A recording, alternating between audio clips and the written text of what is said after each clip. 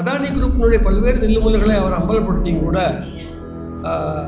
Supreme court வந்து இதில் தலையிட்ட முறை என்பது வெரி இன்எஃபெக்டிவ், செயல்திறனற்ற ஒரு தலையீடு என்று தான் சொல்லணும். இன்னும் சொல்ல போனால் தேவையற்ற முறையில் தலையிட்டு சான்றிதழ் வழங்கிச்சு. வலுவாக அதானி குழுமத்தை பற்றிய ஒரு சுயேட்சையான விசாரணைக்கு அது இடம் கொடுக்கவில்லை. பிளாக்ஸ்டோன் கம்பெனி உள்ளிட்ட அவங்களுடைய சில தொடர்புகளை பற்றி பேசி எப்படி இது இவங்க தொடர்வது பொருத்தமில்லைன்னு சொல்லுங்க.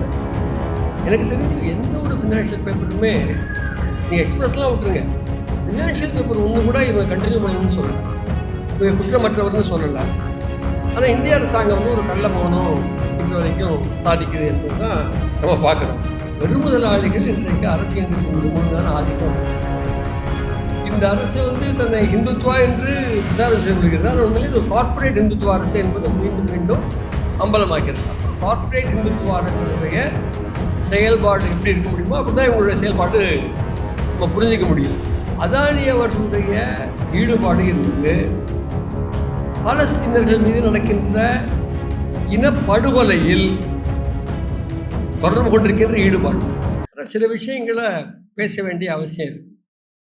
இப்போ ஹிண்டன்பர்க் ரிப்போர்ட்டு முதன்முறையாக 2023 ஜனவரியில் ஒரு ரிப்போர்ட் கொடுக்குறாரு. அதில் ரொம்ப டீட்டெயிலாக விளக்கமாக என்னென்ன பிரச்சனைங்கிறத ஒரு கம்ப்ளைண்ட்ஸ், ஸ்பெசிஃபிக் சார்ஜஸ் வைக்கிறார். அதானி குழுமத்தினுடைய பங்குச்சந்தை தில்லுமுல்லுகள். இது வெறும் பங்குச்சந்தை தில்லுமுல்லுகள் என்று மட்டும் நம்ம பார்க்கக்கூடாது. ஏன்னா அதானுடைய ஓவர்சீஸ் ஃப்ரெண்ட்ஸ் இருக்காங்கல்ல, அவங்க என்ன பண்ணுறாங்க, இவர் வந்து நிலக்கரிக்கு மிக அதிக விலை கொடுத்து வாங்குறார். அந்த பணம் யார்கிட்ட போகுது? இவருடைய சகோதரர்கள் நடத்துகிற கம்பெனிகளுக்கு அங்கே போகுது, இவருடைய ரிலேட்டட் பார்ட்டிஸுடைய ஆட்களுக்கு போகுது. அது இந்தியாவுக்கு பல்வேறு வழிகளில் திரும்பி வருது. ஆகவே இது ஏதோ ஒரு வெறும் பங்குச்சந்தை சம்பந்தப்பட்ட பிரச்சனைகள் மட்டுமல்ல, இந்தியாவின் அந்நிய செலாவணி சம்பந்தப்பட்ட பிரச்சனை. மிக மோசமாக ஓவர் இன்வாய்ஸிங் ஆஃப் இம்போர்ட்ஸ் செய்து மிக மோசமான வகையில் கூடுதல் லாபம் ஈட்டி அதை ரவுண்ட் ட்ரிப் பண்ணி இங்கே திரும்பி கொண்டு வருவது என்பதெல்லாம் அதில் அடங்கியிருக்கு. இன்னும் அதுக்குள்ள நான் போகிறதில்லை இன்றைக்கி, அது ஒரு தனி சப்ஜெக்ட், தனியாக பேசணும். பட் அதை அந்த குற்றச்சாட்டுகளை அவர் வைக்கும் பொழுது அதானி குழுமத்துக்கு எதிராக பல்வேறு ஆதாரங்களுடன் ஹிண்டன்பர்க் ஒரு 1.5 வருஷத்துக்கு முன்னாடி வைக்கிறார். என்ன நடந்தது? கொஞ்ச நாள், ஒரு சில நாட்களுக்கு அதானியினுடைய பங்குச்சந்தை பங்கள் மதிப்பு சரிந்தது. அதெல்லாம் திரும்பி அவர் மறுபடியும் அதை ரீபில்ட் பண்ணிட்டு இருக்காரு த்ரூ ஸ்பெக்குலேஷன். பல்வேறு தில்லுமுல்களை பயன்படுத்தி மீண்டும் அவர் வந்துட்டார். இன்னொரு விஷயம் இதில் இருக்குது, அதை பற்றி நம்ம இன்றைக்கி அதிகம் பேச முடியாது. ஏன் அதானிக்கு மோடி தலைமையிலான ஒன்றிய அரசு இவ்வளோ பாதுகாப்பு அளிக்குது என்ற கேள்வி இயல்பாக பலர் மனசில் இருக்கும். 2002 குஜராத்தில் மோடி ஆட்சியில் மோடி முதலமைச்சராக இருந்த பொழுது ஆயிரக்கணக்கான சிறுபான்மை மக்கள் கொலை செய்யப்பட்ட பொழுது அதை தடுக்காமல் இருந்த ஒரு சிறுபான்மை சமூகத்துக்கு எதிரான ஒரு முதல்வர். உலகம் முழுவதும் இதுக்கு எதிரான கருத்துக்கள் வலுவாக அன்றைக்கு எழுந்தன. அதன் விளைவாக இவர் வெளிநாடுகளுக்கும் போக முடியாத ஒரு சூழல் கூட ஏற்பட்டது.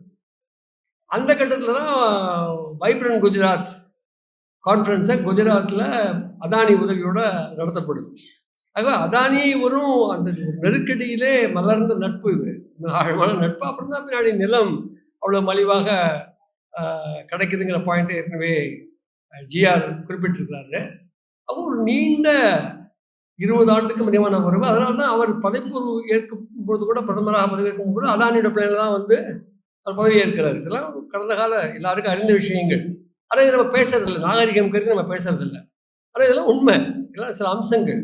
பட் பிரச்சனை வந்து இந்த செபி சேர்பர்சனோ அதானியோ மட்டுமல்ல. இன்றைக்கு இந்திய அரசினுடைய பொருளாதார கொள்கைகள் நம்மளை எங்கே கொண்டு விட்டுருக்கு, அதை பற்றி ஜிஆர் ஏற்கனவே கொஞ்சம் பேசினதுனால நான் தவிர்த்துக்கலாம். கொஞ்சம் 2 வார்த்தைகள் சொன்னால் போதும். அவர் கூட அந்த வார்த்தையை பயன்படுத்தும் பொழுது கிரியேஷன் ஆஃப் வெல்த் அல்ல, டிரான்ஸ்ஃபர் ஆஃப் வெல்த்துங்கிறத மீண்டும் மீண்டும் நமக்கு ரிமைண்ட் பண்ணார். நான் என்ன சொல்கிறேன்னா, டிரான்ஸ்ஃபர் கூட இல்லை, அப்ராப்ரியேஷன் ஆஃப் வெல்த். உழைப்பாளி மக்களுடைய உழைப்பை சுரண்டி அந்த லாபத்தை பூரா அவர் அபகரித்து பல்வேறு வடிவங்களில் முதலாளி வர்க்கம் அபகரிக்குது. ஆனால் பிரதமரும் நிதியமைச்சரும் அவங்க சொன்ன மாதிரி தேர் த வெல் கிரியேட்டர்ஸ்னு சொல்கிறாங்க. அப்போ அப்போ பல கூட்டங்கள் நாங்கள் கேட்டிருக்கிறோம். கொரோனா வந்தது, ஆலைகள் மூடப்பட்டன, தொழிலாளர்கள் வீட்டுக்கு போயிட்டாங்க, வெல்த் கிரியேட் ஆச்சா? அதுக்கு பதில் சொல்லுங்கள். முதலாளிகள் தான் வெல்த் கிரியேட் பண்ணுறாங்கன்னா தொழிலாளி வீட்டுக்கு போனால் உங்களுக்கு என்ன கவலை? வெல்த் கிரியேட் ஆகிட்டே இருக்கணும் சார். அப்போ அது போன்ற விஷயங்களும் நீ போக வேண்டியதில்லை. பட் அடிப்படையில் இந்த சிஸ்டம் என்பது ஒரு குறிப்பிட்ட லாஜிக் வைத்து ஃபங்க்ஷன் பண்ணுறது, இப்போ செயல்படுது என்பதையும் நம்ம வந்து உள்மனசில் வச்சுக்கலாம். உடனே இந்த பிரச்சனையில் அதை உடனே பொருத்தி பார்க்கணுங்கிறது இல்லை.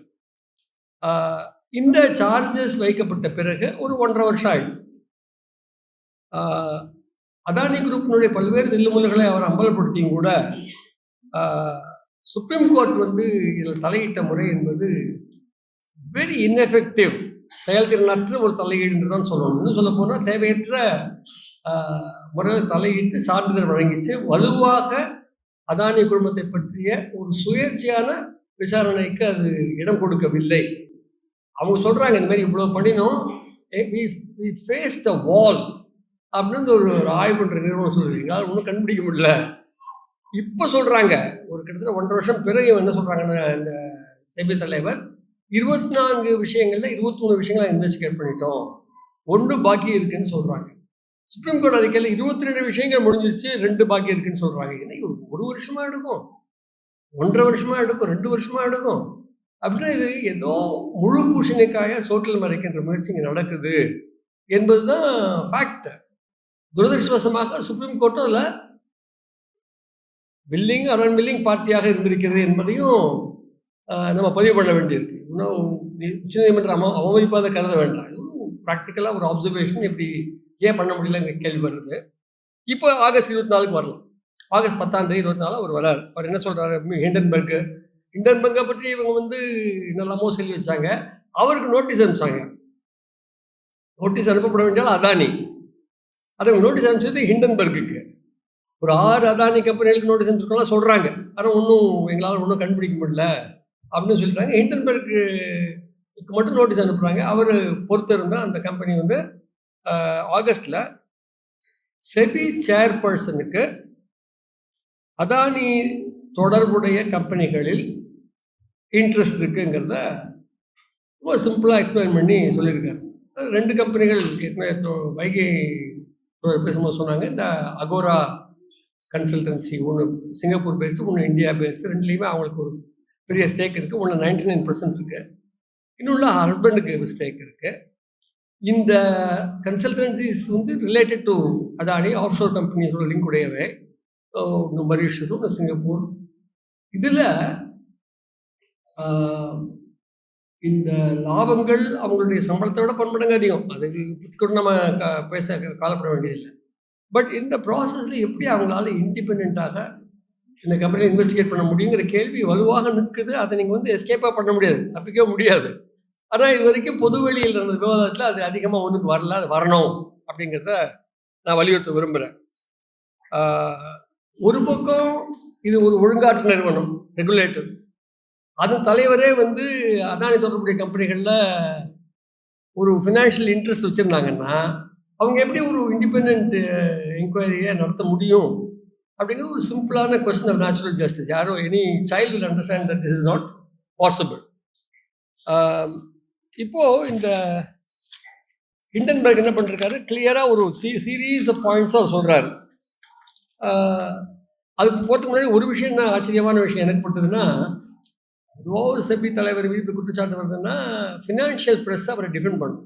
அப்படிதான் நம்ம கடந்த காலங்களில் பார்த்துருக்குறோம். ஃபினான்ஷியல் ப்ரெஸ் இன் இந்தியாவே டிஃபெண்ட் பண்ணல அவரை. நீங்கள் கவனிச்சிங்கன்னா எக்கனாமிக் டைம்ஸில் என்ன எழுதுறான், ஷி மே பி ஆனஸ்ட், அதுக்குள்ளே நாங்கள் போகல, பட் இந்த நேரத்தில் அவங்க she can not preside over the investigation of SEBI, investigation of Adani group அப்படின்னு அவங்க எழுதுறாங்க. மார்னிங் கான்டெக்ஸ்ட்டு ஒரு இதில் வந்து அவங்களுடைய பிளாக் ஸ்டோன் கம்பெனி உள்ளிட்ட அவங்களுடைய சில தொடர்புகளை பற்றி பேசி எப்படி இது இவங்க தொடர்வது பொருத்தமில்லைன்னு சொல்லுது. எனக்கு தெரிஞ்சு எந்த ஒரு ஃபினான்ஷியல் பேப்பருமே நீங்கள் எக்ஸ்பிரஸ்லாம் விட்டுருங்க, ஃபினான்ஷியல் பேப்பர் ஒன்று கூட இவங்க கண்டினியூ பண்ணணும்னு சொல்லலை, இவங்க குற்றமற்றவர்னு சொல்லலை. ஆனால் இந்திய அரசாங்கம் வந்து ஒரு கள்ள மௌனம் இன்று வரைக்கும் சாதிக்குது என்பது தான் நம்ம பார்க்குறோம். அதனால் அது அது அவர் என்னென்ன கேட்குறாரு, அதான் இந்த 2வது ரவுண்டில் ஹிண்டன்பர்க் என்ன கேட்குறான்னு பார்த்தீங்கன்னா, இன்னி வரைக்கும் செபி வந்து அதானி பங்குதாரர்கள் மீது எந்த நடவடிக்கையும் எடுக்கலை, விசாரணை நடத்தலை. இந்தியா இன்ஃபோலைன் லிமிடெட் அப்படின்னு ஒரு கம்பெனி அவர் மென்ஷன் பண்ணி, இது இவங்களுடைய இந்த 2 பேரும் அதில் இன்வால்வ் ஆகிருக்கிறாங்க, ஹஸ்பண்ட் அண்ட் ஒய்ஃபு. அதன் மீது ஒரு பல குற்றச்சாட்டுகளை வச்சுருந்தார் ஏற்கனவே ஹிண்டன்பர்க் நிறுவனம். எந்த நடவடிக்கையும் எடுக்கப்படலை அப்படின்னு 2 கம்பெனியோட பேரை அவர் மென்ஷன் பண்ணுறாரு, 2 ஃபண்ட்ஸை மென்ஷன் பண்ணுறாரு. அண்மையில் இப்போ ஃபினான்ஷியல் டைம்ஸ் ஒரு பிஸ்னஸ் பேப்பர் ஒரு ஆராய்ச்சி பண்ணி என்ன கண்டுபிடிச்சதுன்னு சொன்னால், ஒரு EM resurgent and emerging India focus funds தான் 2 கம்பெனிகள் அவர் மென்ஷன் பண்ணுறாங்களா ஹிண்டன்பர்க். அந்த கம்பெனிஸ் பற்றிய ஃபினான்ஷியல் டைம்ஸுடைய ஆய்வில் பல கேள்விகள் எழுது. அதானி வந்து தன்னுடைய பிஸ்னஸ் அசோசியேட்ஸை ஃப்ரண்ட்மென்னை பயன்படுத்தி இந்தியன் கம்பெனிகளுக்கான ஷேர் ப்ரைஸ் மேனிப்புலேஷன், பங்குச்சந்தையில் விலைகளை மேனிப்புலேட் பண்ணுறத பைபாஸ் பண்ணாரா என்ற கேள்வி அவங்க எழுப்புறாங்க. இதெல்லாம் not politically on the left or anything like that. These are business, media for saying this. So clearly அது ரொம்ப ஒரு சீரியஸான விஷயமாக பார்க்கப்பட வேண்டும் என்பது. இந்த இண்டஸ்ட்ரி கான்ஃபரன்ஸ்லாம் அவங்க என்ன சொல்கிறாங்கன்னா, செபி சேர்மன் மீண்டும் ஒன்று சொல்கிறாங்க, இந்த REIT நீங்கள் கேள்விப்பட்டிருப்பீங்க, ரியல் எஸ்டேட் இன்வெஸ்ட்மெண்ட் ட்ரஸ்ட்ஸ், அது ஒரு நல்ல வெஹிக்கிள், அதை நம்ம ப்ரொமோட் பண்ணணும், இந்தியா வளர்ச்சிக்கு மிக முக்கியமானது என்றெல்லாம் மீண்டும் அவங்க பல கூட்டங்கள் அவங்க பேசுகிறாங்க. என்ன விஷயம்